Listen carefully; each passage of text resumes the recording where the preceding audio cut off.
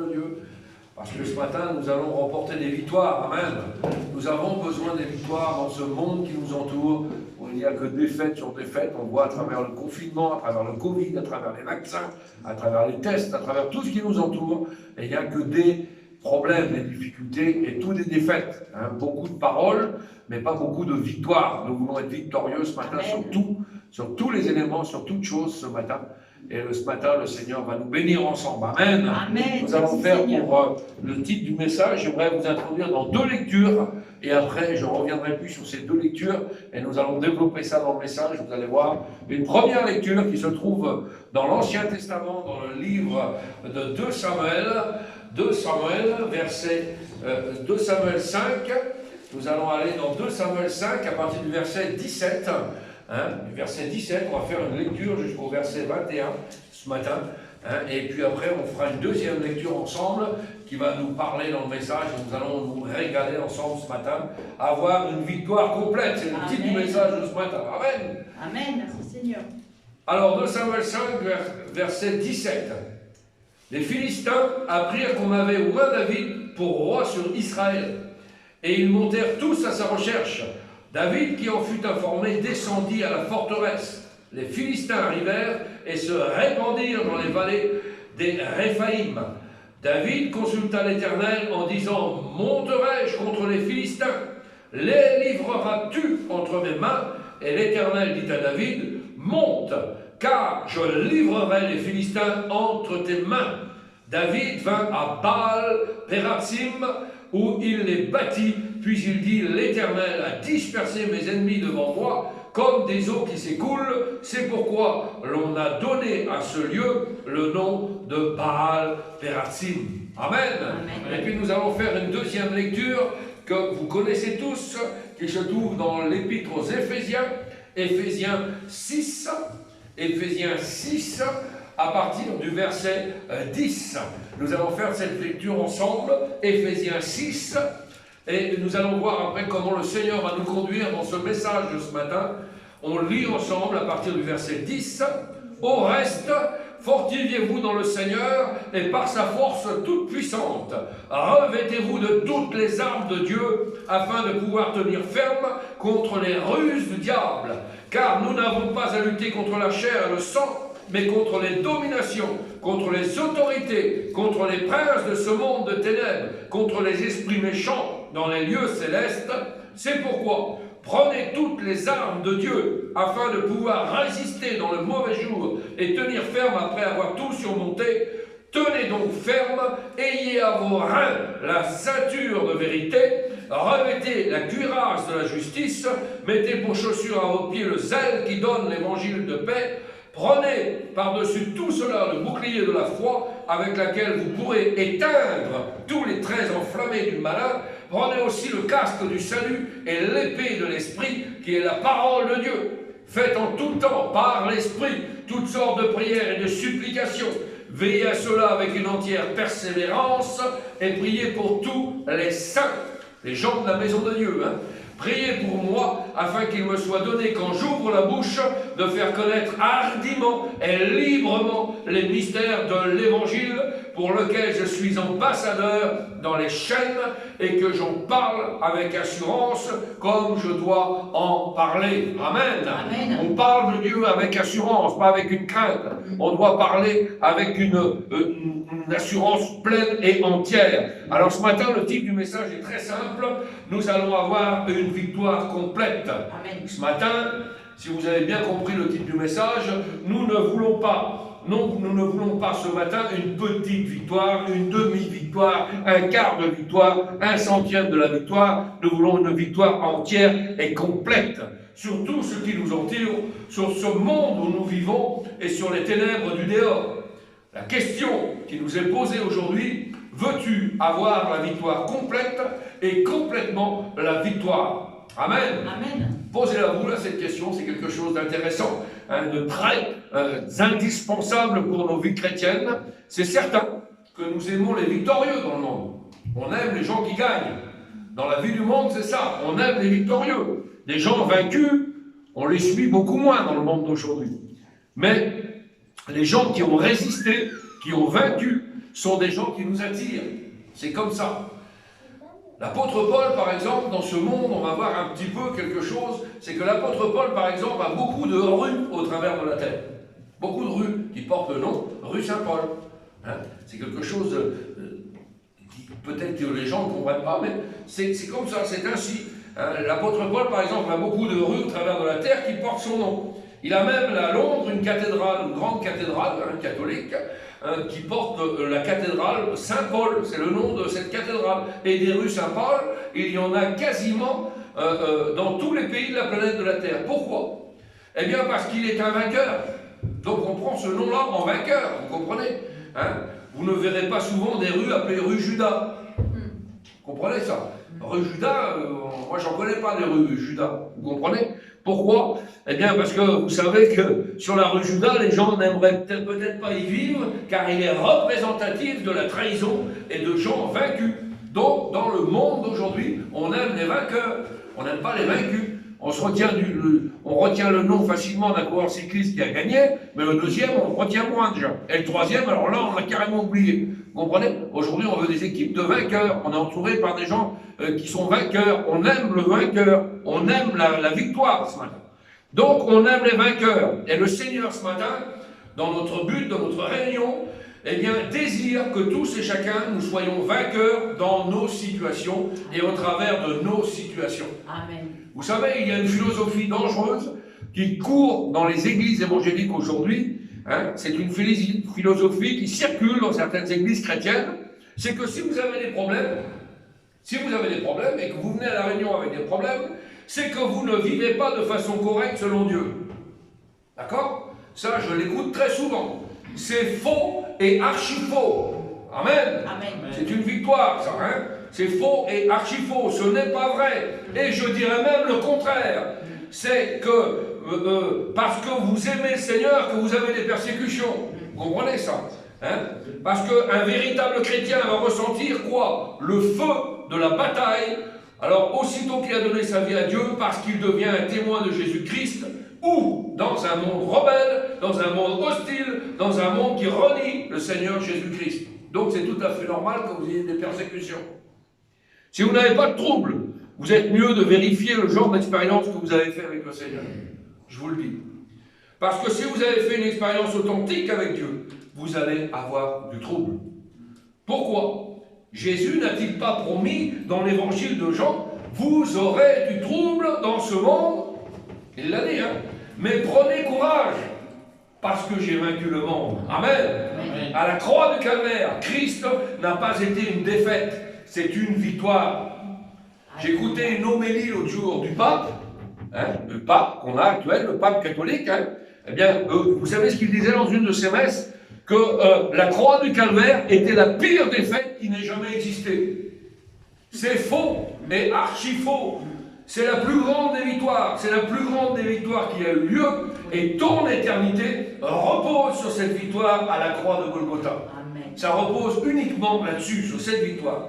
J'aimerais vous dire que quand on voit des gens qui passent au travers des problèmes, au travers de vallées, de larmes, au travers de troubles, eh bien je dis à ces gens, Dieu est fier de toi. Amen. Dieu est fier de toi. Rappelez-vous de ce message. Est-ce que Dieu peut être fier de nous? Oui, Dieu peut être fier de nous. Et Dieu veut que Satan sache absolument qu'il a encore des personnes qui l'aiment et qui vont le servir quoi qu'il arrive.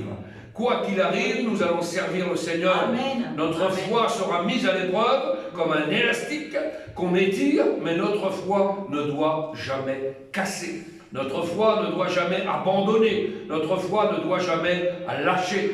Nous ne sommes de ceux qui se retirent, dit la parole de Dieu, pour se perdre. Nous sommes de ceux et de celles qui ont la foi pour sauver leurs âmes. Amen. Alléluia. Amen. Nous allons aller jusqu'au bout. Nous sommes des jusqu'au-boutistes.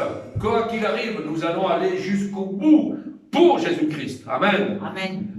Allez-vous marcher sur la croix? Il y a des chrétiens qui marchent sur la croix.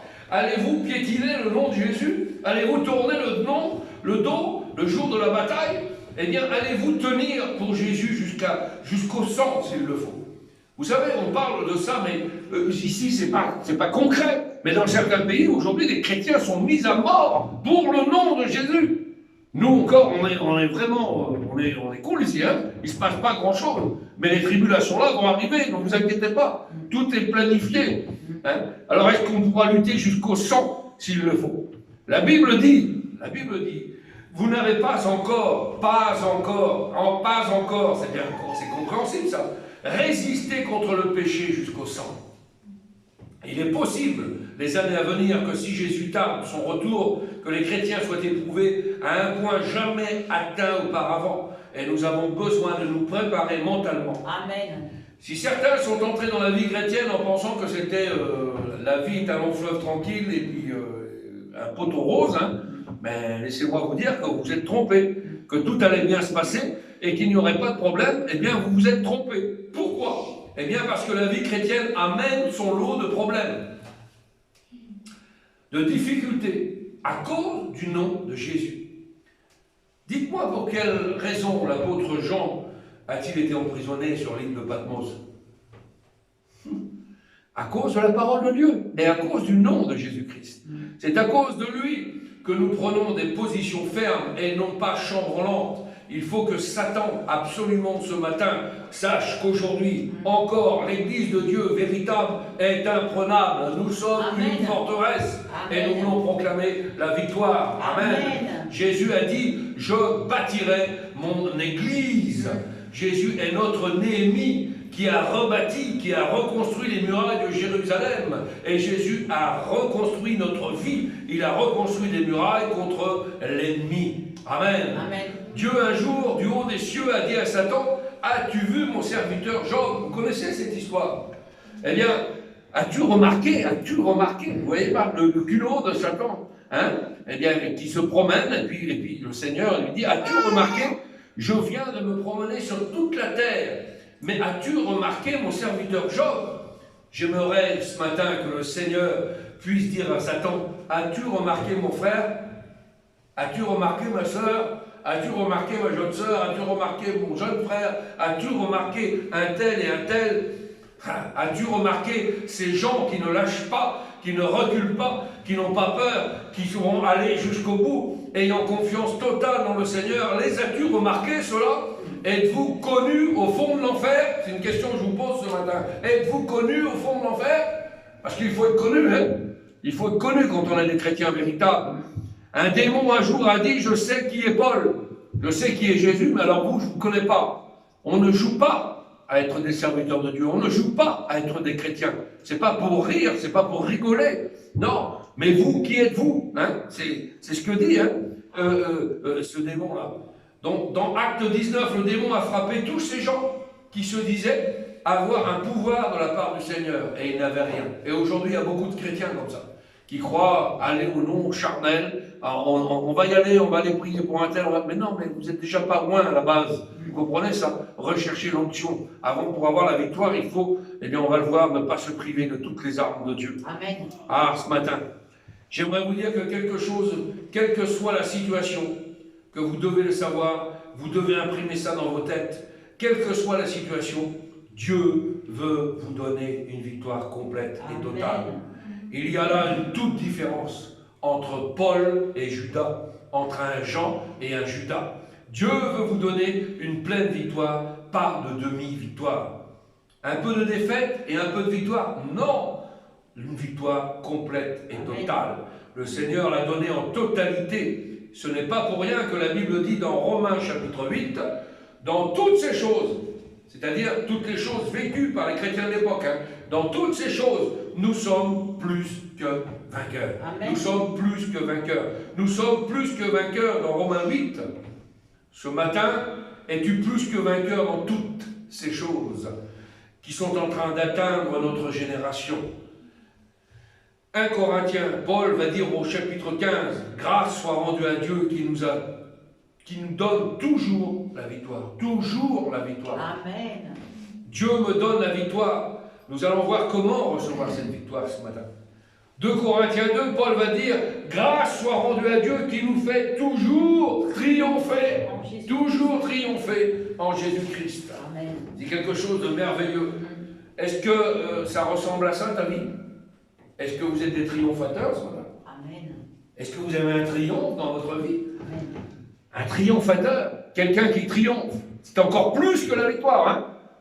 Vous savez, quand il y a eu des guerres ici en France, quand les Allemands ont envahi la France, la première chose qu'ils ont fait, ils se sont pavanés hein, et ils ont défilé sur quoi? Sous l'Arc de Triomphe à Paris. Hein, c'est une image pour vous donner qu'il y a des arcs de triomphe dans tous les pays pratiquement. Et on aime à passer en triomphateur devant ces arcs. Les Romains, quand ils revenaient de guerre, ils avaient fait à Rome un arc de triomphe. Ils gagnaient une bataille et passaient sous l'arc de triomphe. C'était des triomphateurs. Es-tu un triomphateur ce matin? L'église de Dieu doit être une église qui triomphe au travers de ses épreuves. Amen. Amen. Paul a dit, je puis tout, T-O-U-T, tout, T-O-U-T. Donc ça n'enlève rien. Tout, c'est tout. C'est l'intégralité de tout. Hein, par celui qui me fortifie. Ah, c'est merveilleux. Nous avons quelqu'un qui nous fortifie, quelqu'un qui nous rend fort pour vaincre l'ennemi. La Bible enseigne les afflictions, les problèmes, les troubles du juste sont nombreux, mais l'Éternel l'en délivre de toutes. T-O-U-T-E-S au pluriel. C'est pluriel, vous comprenez ça? C'est au pluriel, amène toutes les difficultés. Psaume 34, verset 20, d'autres versions nous disent, le malheur atteint souvent les justes, mais l'Éternel les en délivre toujours, toujours, toujours, toujours. Toujours. Amen. Toujours. Donc des fois, même si vous doutez, toujours, on sera délivré. On est des justes, toujours, il est toujours là, toujours. Il n'y a pas de problème, toujours. Merci Seigneur. Toujours vainqueur, amen. Amen. Si le diable essaye de nous mettre sous son pouce, hein, vous imaginez bien que s'il essayait de nous mettre sous son pouce, pour certains, vous êtes comme un bouchon de liège. Hein. Pof, il appuie, puis vous rebondissez dans tous les coins, parce qu'on n'a pas de force, vous comprenez? Mais si on est chrétien véritable, eh bien, on est des justes, toujours, il nous sauvera. Il nous fera sortir de cette situation. Dieu déclare que lorsque vous passez au travers des eaux profondes, au travers de grands troubles, eh bien ces eaux, qu'est-ce qu'il dit? Ne vous submergeront pas. Vous ne coulerez pas. C'est un cantique qu'on chante, ça. L'église de Dieu est insubmersible. Vous comprenez ça? L'église de Dieu, elle est insubmersible. Elle ne peut pas couler. C'est impossible. Pourquoi? Parce qu'elle va s'envoler dans les airs. On ne peut pas couler. On va être enlevé, gloire à Dieu. On va partir vers le ciel de gloire. Gloire au Seigneur. Nous allons monter vers les airs dans la présence du Seigneur avec force et puissance. En un instant, un atomos, dit la Bible, un clin d'œil. Alors j'ai regardé un petit peu, et puis il y a des scientifiques qui se sont amusés à calculer combien qu'on faisait de clin d'œil dans une journée. Environ un être humain fait 2000 clins d'œil par jour. Moi je ne sais pas, mais c'est ce qui était marqué. Un 2000 clins d'œil, je n'ai pas vérifié, je ne sais pas. Mais ce que je sais, c'est une chose, c'est qu'un clin d'œil, c'est très rapide. Hop, hop, un clignement d'œil, vous êtes parti. C'est quelque chose, hein, donc ça va être très rapide. De la terre, nous serons transportés dans les cieux en un clin d'œil. Alléluia. Hein, on est en train d'envoyer des navettes spatiales sur Mars, il a fallu 6 mois pour qu'elle aille. 6 mois pour aller envoyer un clin d'œil. Terre, ciel. Je ne sais pas si vous imaginez un petit peu. La technologie a beaucoup à prendre. Hein. Pourquoi? Eh bien parce qu'il n'y a aucun espoir ici-bas sur cette terre. Aucun espoir. Le seul espoir vient d'en haut. Et nous, chrétiens, nous avons cette espérance vivante, a dit l'apôtre Pierre, dans chacun de nos cœurs. Dans chacun de nos cœurs. Nous chantons à l'église ce cantique. Vous chantez, je suis sûr que vous le connaissez. Il n'a pas dit que tu coulerais, il n'a pas dit que tu sombrerais, mais il a dit, passons de l'autre bord. On va passer de l'autre bord. Vous inquiétez pas, on ne coulera pas, on ne sombrera pas, on ne fera pas comme le Titanic, non, on passera de l'autre bord. Amen. On n'envisage jamais cette chose-là. Jamais en tant que chrétien, on n'envisage cette chose-là. Il a dit, passons de l'autre bord. Quand vous passez au travers d'épreuves terribles, le Seigneur a dit que vous ne serez pas brûlés. Tiens. Quand les flammes de la difficulté ne laisseront aucune trace sur vos vies. Ah oui, on a des preuves de ça. Ah bon? Quand ces 3 Hébreux ont été jetés à cause de leur foi dans le Seigneur Jésus, dans la fournaise ardente, quand ils sont sortis, laissez-moi vous dire qu'ils ne sentaient même pas le brûler. D'accord? Ils ne sentaient même pas le brûler. Rien n'avait été atteint. Imaginez un petit peu, rien n'avait été atteint. Et Dieu est capable, celui qui est capable là, de fermer la gueule des lions pour Daniel, il est capable de changer la puissance de feu des fournaises avec 3 Hébreux à Babylone, il est capable aussi de faire en sorte que tu passes toi au travers de ton épreuve. Il est Dieu. Le Seigneur a dit, si tu traverses les eaux, je serai avec toi. Tu n'es pas abandonné, nous ne sommes pas abandonnés. Submergeront pas, les eaux ne nous submergeront pas. Si tu marches dans le feu, tu ne brûleras pas et la flamme ne t'embrasera pas, car je suis l'Éternel ton Dieu, le Saint d'Israël, ton Sauveur. Amen. Amen. Quel merveilleux Dieu que nous servons. Ce Sauveur qui nous a sauvés des flammes de l'enfer va nous sauver encore au travers de nos difficultés, du parcours que nous avons avant que nous entrions dans le ciel. Gloire à Dieu. Merci Seigneur. Alléluia. Les lions fermeront leur gueule. Les problèmes, les difficultés, les mers rouges vont s'ouvrir pour toi, il n'y a pas de problème. Les flammes vont s'éteindre, la convoitise du monde va disparaître et nous allons régner avec Christ pour l'éternité. Glorieux, nous sommes victorieux. Jésus a parlé de son Église et il a dit à l'apôtre Pierre, Pierre, tu viens de faire une déclaration formidable, Pierre. Ah bon? Tu viens de faire une déclaration formidable. Tu viens de dire que je suis Dieu le Fils. C'est une pierre, ce que tu viens de dire. C'est un roc, ce que tu viens de déclarer. Et sur ce roc, sur cette déclaration de ma divinité, je vais bâtir, je vais construire mon église, et les portes de l'enfer n'auront jamais la victoire sur cette église. Alléluia. Alléluia. Merci Seigneur. Merci Seigneur. Vous êtes, mon frère, ma sœur, engagés dans un conflit. Vous ne pouvez pas éviter le conflit. Nous sommes chrétiens, nous ne pouvons pas éviter le conflit. Cela ne veut pas dire que parce que vous êtes devenu chrétien, que Satan va se retirer de vous et faire le mort. Non et non. Croyez-moi. Au contraire, il va essayer de revenir. Il va essayer de se tapir, de se faufiler. Il va essayer de vous parler avec une voix doucereuse. Peut-être même plus douce que votre propre mère, la voix. Il faut imaginer un petit peu les choses. Pour ramener dans la vieille vie, vers l'enfer éternel, il veut séduire. C'est Satan. Vous comprenez? Le Seigneur a dit qu'il avait donné à ses enfants de marcher sur les serpents. Sur, pas sourd, sur, ça veut dire ce que ça veut dire, sur, au-dessus. Il a donné et il a dit, vous allez marcher sur ces serpents, sur les scorpions, sur toute la puissance du diable et rien ne pourra vous nuire. Rien ne pourra te nuire, rien ne pourra me nuire, rien ne pourra vous nuire. Amen. Alléluia. Merci Seigneur. Merci Seigneur. C'est une promesse réelle et il faut se l'approprier. Il faut qu'on puisse s'approprier ce matin les promesses du Seigneur. Amen. J'aimerais vous dire que vous êtes engagés dans une guerre, dans un conflit. Merci. La vie chrétienne, ce n'est pas un pique-nique. Il y en a qui vont à la vie chrétienne. Non, ce n'est pas un pique-nique, ce n'est pas un théâtre, ce n'est pas une salle de danse, c'est une guerre. C'est une guerre. Cette Bible qui est là, qui est le document, eh bien, veut nous parler d'armure, elle nous parle de casque, elle nous parle d'épée, elle nous parle de cuirasse, elle nous parle d'ennemis à vaincre. Elle nous dit cette parole que nous sommes plus que vainqueurs par celui qui nous fortifie. On est engagé dans un conflit. Ce n'est pas Alice au pays des merveilles. Il y en a beaucoup qui s'engagent dans la vie chrétienne. Des pétales de rose. Non, ce n'est pas Alice au pays des merveilles, c'est une bataille. Et tant que nous serons ici-bas sur cette terre, la vie chrétienne est une guerre. Et nous sommes en guerre. Contre quoi? Les batailles, les luttes, les tentations, les conflits. C'est une guerre contre la chair, contre le diable, contre l'esprit de ce monde qui est pervers, menteur et corrompu. Parce que Satan est très réel. Il est très réel. Le plus grand mensonge que Satan envoie au monde entier, c'est qu'il n'existe pas. Ça, c'est le plus grand mensonge du diable. Il n'existe pas.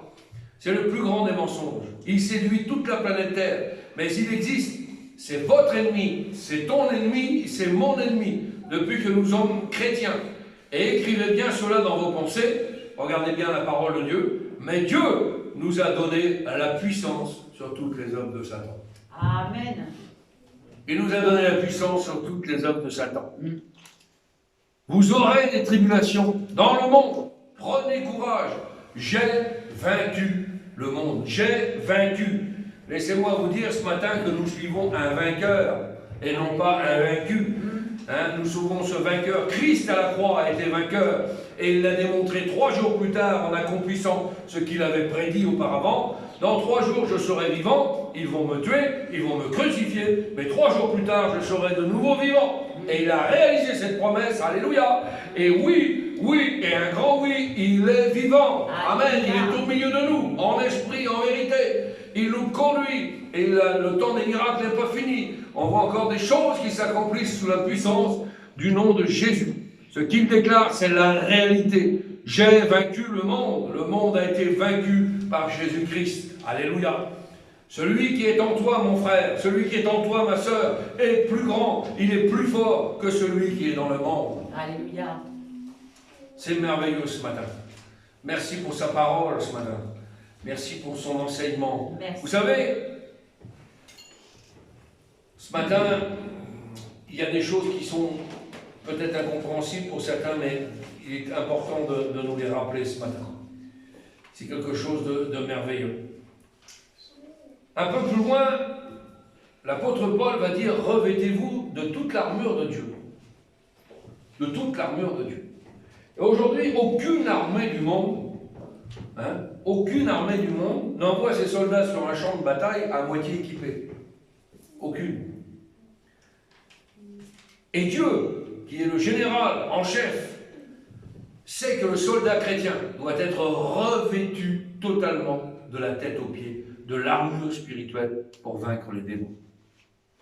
Quel dommage pour ceux qui prennent que certaines choses qui les intéressent et pas l'ensemble. La Bible est claire.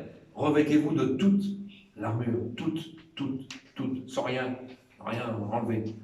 Nous avons des expériences. David a voulu être revêtu d'une armure mondaine quand il a été sur le champ de bataille. Il a pris l'armure à Saül. Il était embarrassé avec. C'était pas pour ça. Donc il a fallu qu'il l'enlève, vous comprenez? Non, il ne faut pas s'embarrasser des choses du monde. Il faut être revêtu de toute l'armure de Dieu. Revêtez-vous de toute l'armure de Dieu, sinon, n'allez jamais à la bataille. Paul parle de la ceinture, de la cuirasse, des chaussures, du bouclier, du casque, de la mitrailleuse, de l'épée, si vous voulez, de l'épée. C'est ce qu'il dit. Ayez à vos reins la vérité pour ceinture. Bien-aimés, ne marchez jamais dans le mensonge. Vous allez être infectés. Il dit, revêtez-vous de la cuirasse de la justice. Laissez-moi vous dire que vous ne vaincrez jamais Satan par vos bonnes œuvres, parce que vous êtes politiquement correct. Aujourd'hui, trop de chrétiens veulent être politiquement corrects, ils veulent plaire à un plus grand nombre. Donc, ils sont politiquement corrects. Laissez-moi vous dire que vous ne vaincrez jamais Satan comme ça. Pourquoi? Eh bien, si vous allez à contre-courant de ça, pourquoi? Parce qu'en fait, la Bible est très claire dans ce que je viens de vous dire. Il dit, revêtez-vous de la cuirasse de la justice, vous ne vaincrez jamais Satan par vos bonnes œuvres, parce que vous êtes politiquement correct. Vous êtes, et vous avez besoin de cette cuirasse. La cuirasse de justice. Mais pas votre justice. Ce n'est pas une justice qui nous appartient. Elle nous a été accordée à la croix de Calvaire parce que ce n'est pas notre justice. C'est celle de quelqu'un d'autre. C'est la justice de Jésus. Si vous allez à la porte demain et que vous ouvrez à Satan, chez vous, Satan vient sonner à votre porte, vient toquer à votre porte, vous ouvrez à Satan. Laissez-moi vous dire qu'il va vous avoir. Pourquoi il va vous avoir? Ne discutez jamais avec lui. C'est un beau parleur, et laissez-moi vous dire qu'il y a des siècles et des siècles d'expérience. Donc vous n'allez pas le broder, vous avez compris. Il y a des siècles et des siècles d'expérience. Le plus grand philosophe au monde, c'est Satan. C'est le plus grand philosophe. Laissez plutôt aller Jésus répondre à la porte. Tiens, là, c'est quelle différence. Il ne peut pas résister à la présence de Jésus. Il sait qui est Jésus. Les témoins de Jéhovah ne savent pas, ni les sectes, ni les mormons, ni les bouddhistes, ils ne veulent pas savoir, ni les musulmans, ni les hindous. Jésus est Dieu, le Fils, il est le Créateur du monde, et c'est devant lui que tout genou fléchira. Amen. Amen. J'attends ce jour-là. Moi, je veux attendre ce jour-là. Vous savez pourquoi je veux attendre ce jour-là? Moi, je veux voir ça. Moi, je veux voir ça réellement. Je veux être à côté du trône, et voir tous ces chefs de gouvernement, là, qui nous ont menti pendant des années, en train de fléchir le genou devant le trône de l'agneau. Gloire à Dieu. Alléluia. Quelle beauté quand nous reviendrons avec un corps incorruptible pour juger les nations d'une barre de fer, ça sera quelque chose d'extraordinaire. On verra tous ces genoux fléchir là, trop tard. Nous serons incorruptibles, quelle merveille. Jésus a dit, je suis la vérité, le seul contrepoison. Le poison contre le contrepoison contre le mensonge, c'est la vérité, ce n'est pas autre chose. C'est pour ça que la Bible a dit, ayez la ceinture de la vérité, mettez pour chaussure le zèle de l'évangile, c'est-à-dire ne soyez pas endormis. On a des exemples dans la parole de Dieu, je vous ai prêché sur les églises type laodicéennes.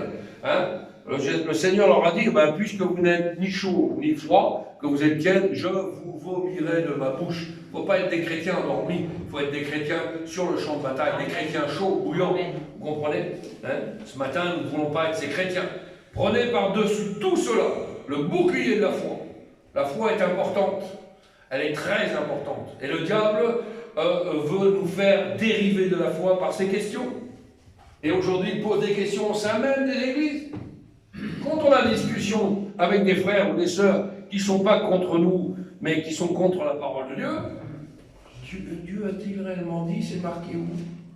C'est marqué où que les femmes, il ne faut pas qu'elles prêchent? C'est marqué où qu'on ne va pas marier les homosexuels? C'est marqué. Dieu a-t-il réellement dit? Pourquoi dévier la parole de Dieu? Il faut faire attention aujourd'hui, ça. Chacun sa vérité aujourd'hui. Il y en a plein de gens qui détiennent la vérité. Toi, tu penses comme cela, et toi, tu penses comme ceci. Mais tout ça, c'est rentré à l'intérieur de l'Église. Dans l'Église de Dieu, nous n'avons que faire des contestataires. Amen. Nous n'avons que faire des contestataires. Il y a la vérité biblique, et c'est à prendre ou à laisser. Point barre. La parole de Dieu, elle est nette, elle est claire, elle est précise. Ce n'est pas blanc cassé ni gris clair, c'est blanc ou noir. Vous comprenez ça? C'est clair. C'est très clair la parole du Seigneur. Prenez par-dessus tout le bouclier de la foi avec lequel vous pourrez éteindre les flèches, les traits enflammés du diable.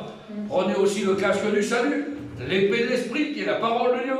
Paul nous enseigne et il nous presse à nous servir de chaque partie de l'armure, chaque partie de la mure, pour résister à l'ennemi chaque fois qu'il attaque. Et quand il sera passé, nous serons encore debout. Quand l'ennemi sera passé sur nos têtes, sur nos vies, même s'il a fait un peu de remue-ménage, nous serons encore debout. Amen. Il y en a quelques-uns, alors ceux-ci ils s'appuient sur leur char, dans la parole de Dieu, dans les armées, ceux-ci ils s'appuient sur leurs chevaux, mais nous invoquons le nom de l'Éternel. Et comme nous invoquons le nom de l'Éternel, alors eux ils plient, eux ils tombent, mais nous restons debout. Amen. Ah, c'est merveilleux. Nous sommes encore là, encore debout, encore à la bataille, encore en selle, encore en combat. On ne lâche rien, on ne lâche pas. Il n'y a pas de retraite dans le service de Dieu. J'ai travaillé 30 ans de ministère, c'est bon. Je vais avoir ma pension, ma petite retraite, c'est bon, c'est derrière moi. Pas de retraite avec le Seigneur. Jusqu'à temps que vous soyez mort ou que vous soyez enlevé, le Seigneur est avec nous et nous sommes des témoins vivants Amen. De la parole de Dieu.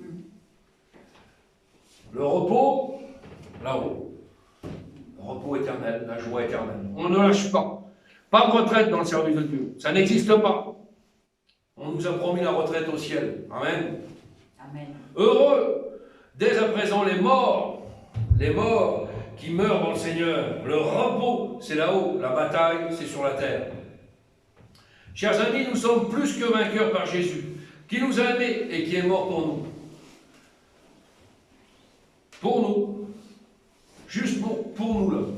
Je peux vous prêcher pendant un mois. Pour nous, de l'aide. Pour nous. Il y a des gens qui disent, non, pour nous. Il y a beaucoup de choses à dire. C'est inimaginable. Il aurait pu sortir des clous. Mais moi, je j'imagine un peu la toute-puissance de Dieu. Des fois, il aurait pu se décrocher de cette croix. C'est même lui qui a créé l'arme avec laquelle on a fait la croix. On va aller loin, là. Non? Il fallait qu'il fasse pour chacun d'entre nous. Quel amour! Quel amour! Quel amour! Il a payé le prix fort de tes péchés, de mes péchés, de tous nos péchés, des péchés entiers de l'humanité. Merci Seigneur. Il est le Créateur ce matin. Alléluia. La Bible dit de résister dans les mauvais jours, tenir ferme après avoir tout surmonté. Ça veut dire quoi ça? Le diable est à la porte de l'église. C'est pourquoi dans cette assemblée nous prions. Et nous prions beaucoup. Et nous jeûnons régulièrement. Mais attention, la parole est claire. Après avoir surmonté tout, il faut encore continuer. Parce qu'il y en a qui se relâchent. Et ça, c'est terrible. Vous avez vu, un combat de boxe, pour ceux qui aiment la boxe, c'est très simple. Hein. C'est très simple. Mais si vous avez votre garde comme ça, vous en prenez moins. Mais même si vous avez un peu le dessus et que vous baissez votre garde, sur un coup, vous pouvez être étalé. Vous comprenez? Satan, c'est ça. Hein. C'est très clair. Sur un coup, j'ai vu beaucoup de gens tomber dans des péchés les plus ignobles, juste après avoir été bénis. C'est quelque chose de terrible. Il faut tenir ferme, faites attention. La Bible dit qu'il rôde comme un lion rugissant, cherchant qui va dévorer. Il est à l'affût, il cherche, il guette, il veut tourner, il tourne, il observe. Puis il regarde, même dans l'église. Hein? Est-ce que je ne peux pas m'en prendre à celui-là, là, ou à celle-là, ou à la petite jeune là-bas, ou au petit jeune, il est un peu plus faible celui-là. Quand il va être à part, comme ça je vais m'en occuper. C'est ce qu'il fait, hein. Il rôde comme un lion rugissant, cherchant qui va dévorer. Je vais essayer de détruire, de séparer, d'envoyer des flèches. Eh bien, ce matin, j'aimerais vous dire, lève ton bouclier. Amen. Ah, lève ton bouclier de la foi. Amen. Amen. Laissez-moi vous dire qu'un chrétien ne doit pas rester dans les difficultés. Il doit rebondir. On peut avoir des difficultés. On a des troubles, on a des problèmes, on a des difficultés. Mais un chrétien rebondit. Il se remet toujours debout. Nous ne sommes pas faits pour rester dans l'échec, dans la boue. On se relève parce que Dieu n'est pas là pour nous condamner. Il est là pour nous relever. La parole de Dieu, vous savez ce qu'elle dit? 7 fois le juste tombe, 7 fois, et il se relève. Alléluia. Alléluia. On n'est pas exempt des problèmes, on n'est pas exempt des difficultés. Mais on peut tomber 7 fois. 7 fois on se relève. Parce que nous rebondissons sur nos difficultés. Quelqu'un qui n'a pas Dieu, il est à terre, il se roule même par terre, il est dans les complaintes, il va même jusqu'au suicide, il n'y a plus de solution. Il est au bout du bout. Mais un chrétien authentique, véritable, il peut tomber, mais il se relève, il rebondit. Pourquoi? Parce que Dieu est avec lui. Amen. Ah, c'est quelque chose de merveilleux. C'est la différence, la toute différence entre un païen et un chrétien. Aujourd'hui, je vois certains païens qui me téléphonent, qui me posent des questions sur la Bible, juste parce qu'il se passe dans le monde. Par les difficultés qui se passent dans le monde, où on va, qu'est-ce qui se passe, il y a quelque chose de pas normal, il y a quelque chose qui est en train de se préparer, il y a quelque chose qui va tomber sur nous, on ne peut plus sortir, on ne peut plus faire ci, on ne peut plus faire ça, le travail ça ne va plus, on est obligé de fermer des entreprises, on ne peut plus sortir, on ne peut plus déjeuner avec les gens, on ne peut plus aller au restaurant, on ne peut plus faire... Ouais. Alors là, il y a une interrogation dans leur esprit. Ils n'ont pas Dieu, ils sont perdus sans Dieu, ils n'ont pas de direction. Nous avons le Seigneur dans nos vies. Nous savons que même s'il y a des difficultés, on rebondit. Vous imaginez, aujourd'hui on est là, on se réunit tranquillement, et on parle du Seigneur, on parle de la part de Dieu. C'est quelque chose de merveilleux. Merci Seigneur. Merci Seigneur. Et puis je vous dirai autrement. Tout ce qui est monde de dépravation est fermé aujourd'hui. Eh oui. Plus de restaurants, plus de boîtes de nuit, plus de sorties, plus de bars, plus de souleries, plus rien, plus rien. Il n'y a plus rien. Vous voyez, le péché a quand même pris un coup, là, hein, vous comprenez? Par contre, les gens, chez eux, ils pètent les plombs. Vous comprenez? Ils pètent les plombs. Donc il faut être attentif à ça. Je sais que pour les jeunes, c'est dur. C'est très dur pour un jeune de ne pas pouvoir sortir, de ne pas faire ça. Mais laissez-moi vous dire que la jeunesse, le Seigneur vous aime. Il a aimé la jeunesse dès le départ. Dans Osée 11, il dit, Israël, quand tu étais jeune, je t'aimais. Ça veut dire ce que ça veut dire. C'est-à-dire que Dieu aime la jeunesse. Il aime la jeunesse, parce qu'il sait déjà ce qu'il va faire avec toutes ces personnes-là demain. Moi, je ne le sais pas, mais peut-être que là, il y a des futurs chrétiens, des futurs serviteurs de Dieu. Il y a peut-être... vous comprenez ça? C'est l'église de demain, c'est l'église d'aujourd'hui, mais c'est l'église de demain. Nous, c'est déjà derrière nous, hein? Vous comprenez? Moi, j'ai 53 ans, alors voilà, je ne suis pas vieux, mais le Seigneur va construire, il va attendre, il ne va pas attendre après moi, vous comprenez ça? Moi, je suis là pour un temps, pour servir pour un temps. Mais après, il faut préparer derrière. Le Seigneur a des projets pour tout le monde. Amen. Il a fondé sur nous des projets de bonheur et non pas de paix. Amen. De paix, excusez-moi. C'est quelque chose de merveilleux ce matin. Et le message de ce matin, si vous avez bien compris, c'est que nous sommes victorieux. Alléluia. Vous avez vu dans ce texte d'introduction, il dit à David, il dit « Je te donnerai la victoire ». Et ce matin, quand nous faisons quelque chose dans ce texte d'introduction, que nous avons lu, hein, c'est quelque chose de merveilleux. J'aimerais qu'on puisse aussi faire cette chose-là. Quand on a un problème, une difficulté, qu'on la voit arriver, que nous soyons capables de faire comme David, de consulter Dieu. Beaucoup trop de chrétiens aujourd'hui ne consultent pas Dieu. Le problème arrive, ils le prennent de pleine face. Alors il y a des problèmes inévitables et il y a des problèmes qu'on peut anticiper. Parce que Dieu nous a mis un esprit de discernement sur les choses. Donc il y a des choses qu'on voit arriver, qu'on voit venir. Et puis, ce que j'aime bien dans cette parabole sur la victoire sur les Philistins par David, c'est que David va consulter l'Éternel avant d'engager la bataille. Et il dit à l'Éternel, est-ce que tu vas me donner la victoire? Roi des rois, Seigneur des seigneurs, est-ce que je peux compter sur toi? Et Seigneur, vas-y, fais. Je serai avec toi et je te donnerai la victoire. Je te livrerai tes ennemis. La Bible est claire. Dans le livre des psaumes, il nous dit aussi que nous nous réjouissons parce que quand nos ennemis viennent, ils nous tournent le dos et ils sont à plat et ils s'en vont. Comprenez ça? L'Éternel est capable de faire ça. Alors ce matin, si tu veux être victorieux sur ton Goliath, je ne sais pas quel est le Goliath qui envahit ta vie, quel est ton problème, quelle est ta difficulté. Peut-être que c'est gros comme une montagne, peut-être que tu crois que tu ne vas pas pouvoir la terrasser.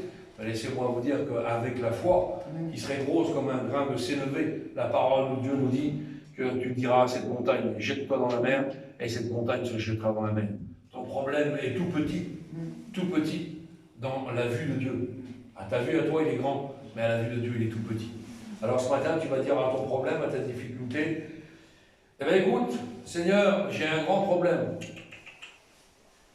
Tu vas dire, hé, problème, difficulté, famille qui ne va pas, qui ne veut pas m'écouter, enfants qui ne veulent pas m'écouter, ceux qui vous foutez de moi, qui me faisons des problèmes, tous ceux qui me faisons des problèmes, on va leur dire à l'inverse, hé oh, j'ai un grand Dieu. Et si je ne suis pas capable, moi j'ai mon grand frère, je l'appelle, là, il va venir, il va vous régler ça en 2 minutes, en 2 temps, 3 mouvements. Vous allez voir comment ça va se passer. Amen. Ah, c'est important, hein. Surtout qu'on est des grandes familles, donc ça c'est qui le grand frère dans les trois? Hein? Quand il y a un problème, le petit frère il vient des fois, l'école il m'a embêté l'autre. Attends, je vais appeler mon grand frère, tu vas voir comment ça va se passer. Oui, moi j'ai un grand frère, il est dans le ciel. Et quand j'appelle mon grand frère, ça déménage. Parce que moi, peut-être que tout seul, face à mon problème, je ne résisterai pas. Et quand j'appelle mon papa dans le ciel. Alléluia. Alléluia. J'ai la victoire. Merci parce Seigneur. que nous serons victorieux en Christ. Amen. Alléluia. On prie le Seigneur ce matin. Oui, Seigneur. Merci Amen. Seigneur.